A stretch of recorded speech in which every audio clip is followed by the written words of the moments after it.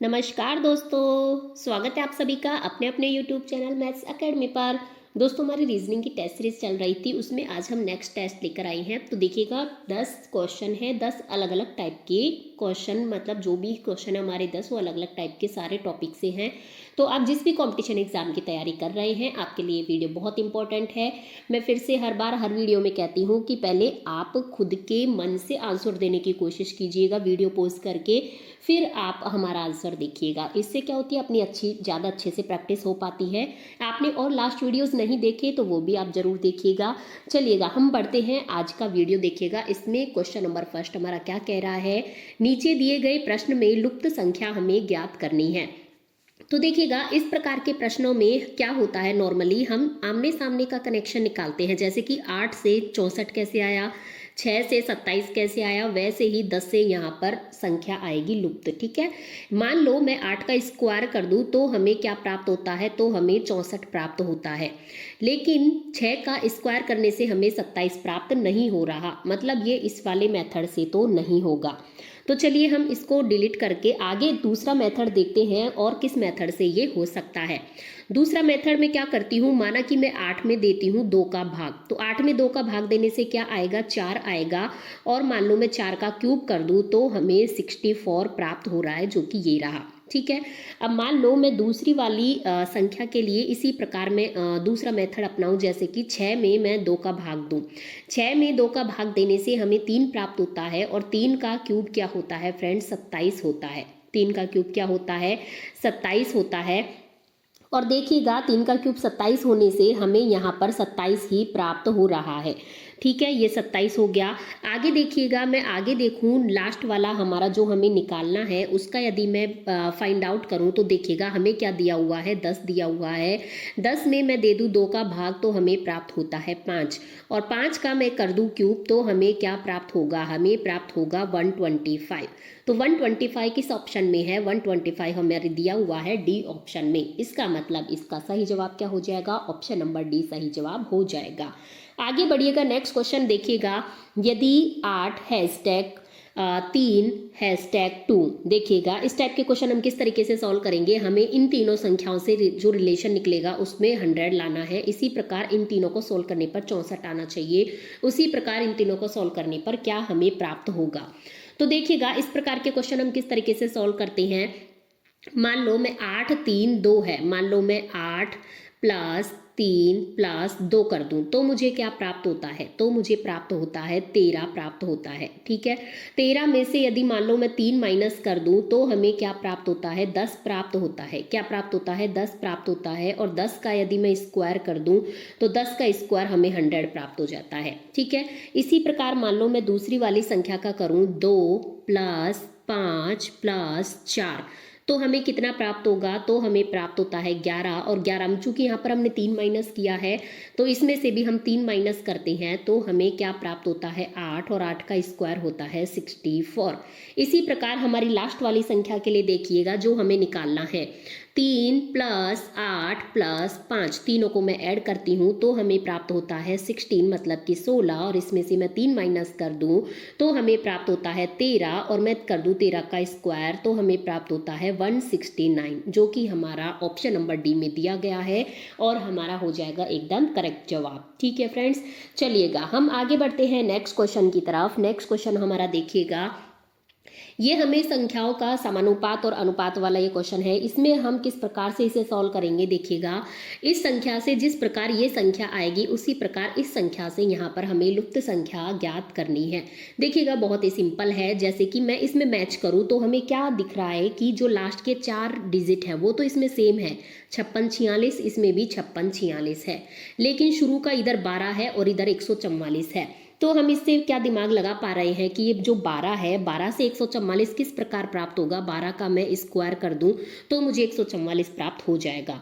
इसी प्रकार मैं इस तरीके से यहाँ पर दोहराऊं, जैसे कि 67 54 है, ये हमारा ऐसे कैसे आ जाए यहाँ पर। ठीक है, और मैं बात करूँ 11, तो 11 का मैं यहाँ पर स्क्वायर कर दूं तो 121 पहले आ जाएगा, मतलब कि हमें जो प्राप्त होगा वो क्या प्राप्त होगा, देखिएगा 121 और लास्ट वाली संख्या ऐसे के ऐसे 67 54। ठीक है, ये कौन से ऑप्शन में है? ऑप्शन नंबर ए में दिया हुआ है 121 और 6754, तो ऑप्शन नंबर ए इसका सही जवाब हो जाएगा। आगे देखिएगा, नेक्स्ट क्वेश्चन की तरफ मैं बढ़ती हूँ। यदि ये कैलेंडर वाले क्वेश्चन है जो कि बहुत ही इंपॉर्टेंट होते हैं, हर एग्जाम में पूछे जाते हैं। हमने आपको काफ़ी दफ़ा बताया है, सारे दिनों की संख्या काउंट करो, 7 का भाग दो, जो शेषफल होगा वही आपका आंसर होगा।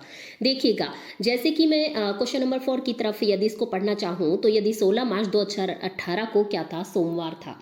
तो 12 मई 2018 है, तो 12 मई 2018 को कौन सा दिन रहा होगा? तो देखिएगा, 16 मार्च मतलब कि 16 से हमें काउंट करना है, तो 31 का महीना होता है मार्च का। 31 में से मैं 16 तो ऐसे के ऐसे माइनस कर देती हूँ, तो हमें प्राप्त होता है 15। 15 में मैं कितने दिन ऐड करूंगी? मार्च के बाद क्या आएगा? मार्च के बाद आएगा अप्रैल। अप्रैल में होते हैं 30 डेज, 30 दिन होते हैं। और उसके बाद 12 दिन मई के काउंट कर लेती हूँ, तो ये टोटल दिन कितने आ जाते हैं हमारे? 57। अब हमें क्या करना होगा? जो संख्या आती है दिनों की, उसमें हम 7 का भाग देते हैं। क्यों देते हैं? क्योंकि एक सप्ताह में 7 दिन होते हैं, कैलेंडर में सप्ताह ही काउंट होते हैं। तो देखिएगा, 7 का मैं भाग दूँ तो 7 8 56, 7 8 56 और हमें प्राप्त होता है शेषफल। हमारे लिए शेषफल इंपॉर्टेंट होता है। 1 हो गया, तो सोमवार का दिन तो पहले था और इसमें मैं 1 ऐड कर दूंगी, तो हमारी क्या प्राप्त हो जाएगा? मंगलवार प्राप्त हो जाएगा। सोमवार के जस्ट बाद 1 दिन बाद क्या आता है? मंगलवार, तो इसका मंगलवार सही जवाब हो जाएगा। आगे देखिएगा, नेक्स्ट क्वेश्चन की तरफ मैं बढ़ूँ। नेक्स्ट क्वेश्चन हमारा देखिएगा, नीचे दिए गए श्रृंखला को हमें क्या करना है फ्रेंड्स? कंप्लीट करना है। तो देखिएगा, 4 15 6 35 8 63 7, आगे क्या आएगा? देखिएगा, 4 पहले ये क्या है? छोटी बड़ी छोटी बड़े छोटी बड़ी, इस तरीके से हमें डिजिट ये दी हुई है। तो देखिएगा, हमें निकालना है 4 से 15 किस प्रकार आया, 6 से 35 किस प्रकार आया, 8 से 63 किस प्रकार आया, उसी प्रकार 7 से नेक्स्ट संख्या हमें प्राप्त करनी है। तो देखिएगा, यदि मैं 4 से निकालूं कि 15 किस प्रकार आया, तो 15 कैसे आएगा? मान लो मैं 4 का स्क्वायर कर दूं, तो 4 का स्क्वायर क्या होता है? 16। 16 में से 1 माइनस कर दूं तो हमें प्राप्त होता है 15। इसी प्रकार मैं यहाँ डायरेक्ट 6 का स्क्वायर करती हूँ। देखिएगा, तो 6 का स्क्वायर क्या हो जाएगा? 6 का स्क्वायर हो जाएगा 36। 36 में से मैं क्या माइनस करूँ? 36 में से मैं 1 माइनस कर दूँ तो हमें प्राप्त हो रहा है 35। 35 प्राप्त हो गया। इसी प्रकार यहाँ पर मैं 8 का स्क्वायर कर देती हूँ, तो 8 का स्क्वायर क्या हो जाएगा? 64 हो जाएगा। 64 में से मैं 1 माइनस कर दूँ तो हमें 63 प्राप्त हो गया। इसी प्रकार में इधर देखिएगा, इधर यदि मैं 7 का स्क्वायर कर दूं तो 7 का स्क्वायर क्या होता है? 49, और 49 में से मैं 1 माइनस कर दूं तो हमें प्राप्त होता है 48। 48 हमें दिया हुआ है सी ऑप्शन में, तो हमारा सी ऑप्शन सही जवाब हो जाएगा। आगे देखिएगा, नेक्स्ट क्वेश्चन हम देखते हैं। निम्नलिखित प्रश्नों में दिए गए विकल्पों में से जो प्रश्न चिन्ह के स्थान पर आने वाली संख्या को हमें चुनना है। तो देखिएगा, 4 3 9 7 4 5 2 8, हमें यहाँ पर क्वेश्चन मार्क की जगह क्या आएगा ये फाइंड आउट करना है। इस प्रकार के प्रश्नों में या तो बाएं से दाएं सॉल्व करते हैं, ऊपर से नीचे सॉल्व करते हैं। तो देखिएगा, जैसे मैं ऊपर से नीचे सॉल्व करूं तो मैं मान लो 4 + 3 करके देखूं तो हमें क्या प्राप्त होता है? 7 प्राप्त होता है। और 7 में मैं 2 ऐड करूं तो मुझे 9 प्राप्त होता है। आगे मैं दूसरी संख्या को इस प्रकार से चेक करती हूं। देखिएगा, 7 + 4 करूं तो मुझे कितना प्राप्त होता है? 11। 11 में मैं 2 ऐड करूं तो हमें 13 प्राप्त होता है। लेकिन यहाँ पर क्या है? 5 है। इसका मतलब कि ये वाला मेथड हमारा सही नहीं है, तो इसको तो हम यहाँ से हटा देते हैं। हम कोई दूसरा तरीका इसके लिए ढूंढते हैं। देखिएगा, दूसरे तरीके में मैं क्या करूंगी? इन सभी संख्याओं को मैं ऐड करती हूँ ऊपर से नीचे। जैसे कि 4 + 3 + 9, तो हमें कितना प्राप्त होता है? 16 प्राप्त हो रहा है।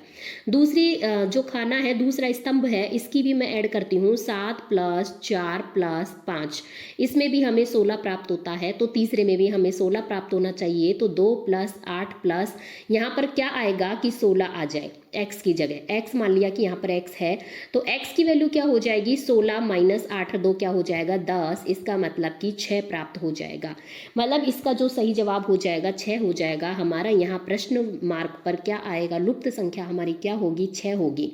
देखिएगा फ्रेंड्स, ऐसे क्वेश्चनों को हमेशा बाएं से दाएं सॉल्व करेंगे, ऊपर से नीचे सॉल्व करेंगे, 2-4 बार सॉल्व करके देखेंगे तो आप लास्ट में सही तरीके तक पहुंच पाएंगे। इसमें बहुत सारे तरीके होते हैं सॉल्व करने के। तो यहाँ पर हमें जो तरीका मिला है वो ये है कि तीनों स्तंभों की संख्याओं को ऐड करने पर हमारे सेम संख्या प्राप्त होती है।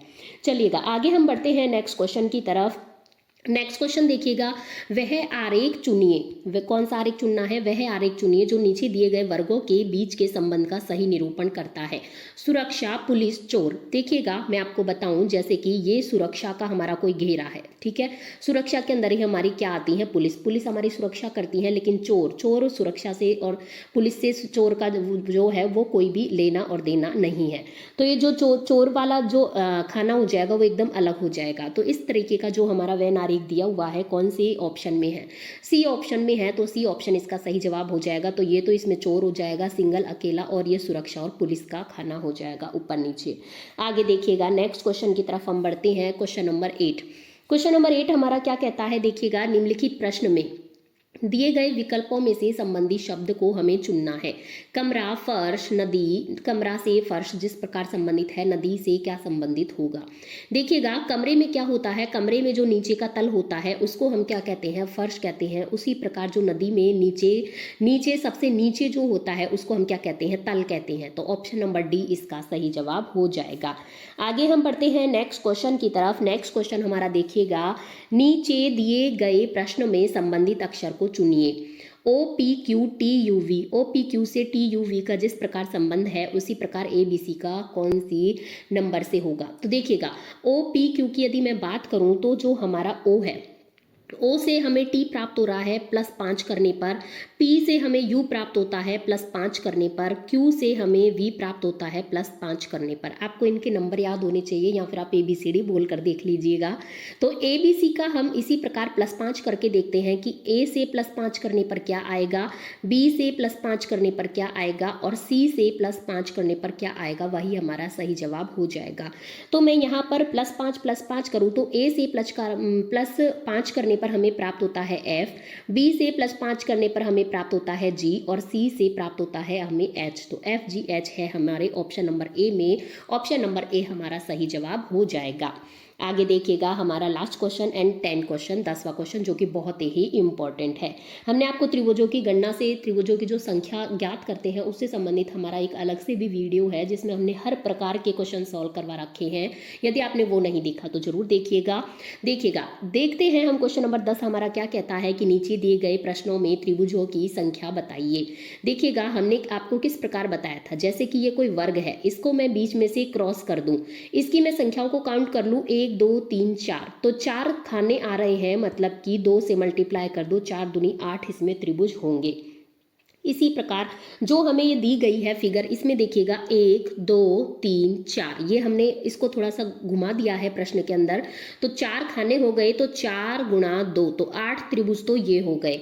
इसके अलावा और कितने एक्स्ट्रा हैं, 1 2 3 4, 4 त्रिभुज और एक्स्ट्रा है, मतलब 8 में 4 और ऐड हो जाएंगे तो हमें प्राप्त होता है 12।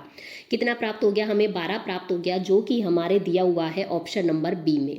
ऑप्शन नंबर बी इसका सही जवाब हो जाएगा, 12 त्रिभुज इसमें दिए हुए हैं। ठीक है, मैं आपको फिर से बताऊं कि जैसे हमें ये जो वर्ग वाली जो आकृति दी हुई होती है, इसको मैं क्रॉस कर दूं बीच में से, तो इसमें त्रिभुज ज्ञात करने का सबसे सिंपल फंडा क्या होता है कि जो खाने होते हैं इनको हम काउंट कर लेते हैं, 1 2 3 4 हो रहे हैं, तो उसका 2 से मल्टीप्लाई करके 2 गुना करके जो भी आता है वो इसके अंदर त्रिभुजों की संख्या होती है। ये ट्रिक होती है इसे त्रिभुजों की संख्या ज्ञात करने की। हम काउंट करने एग्जाम में नहीं बैठते हैं क्योंकि बहुत ज़्यादा टाइम लगता है, तो 2-4 ट्रिक आपको याद हो तो हर एक क्वेश्चन में मैक्सिमम अप्लाई हो जाती हैं। और इसके अलावा इस क्वेश्चन में 1 2 3 4 त्रिभुज और एक्स्ट्रा है, तो 4 और एक्स्ट्रा जोड़ देंगे तो हमारे 12 त्रिभुज आ जाएंगे टोटल। ठीक है, तो चलिए फ्रेंड्स, आज के हमारे इसमें होते हैं 10 क्वेश्चन कंप्लीट। मुझे पूरी उम्मीद है आपको सभी क्वेश्चन अच्छे से समझ में आ गए होंगे। यदि फिर भी आपको किसी भी क्वेश्चन में कोई दिक्कत है तो आप कमेंट बॉक्स में हमें बता सकते हैं। और यदि आपने अभी तक भी वीडियो को लाइक नहीं किया, चैनल को सब्सक्राइब नहीं किया, तो आप वीडियो को ज़रूर लाइक कीजिएगा, चैनल को सब्सक्राइब कीजिएगा, ताकि हमारे हर वीडियो का नोटिफिकेशन सबसे पहले आपके पास पहुंच सके। चलिए फ्रेंड्स, हम मिलते हैं नेक्स्ट वीडियो में, तब तक बने रहिए आप मैथ्स अकेडमी के साथ, पढ़ते रहिए। All the best.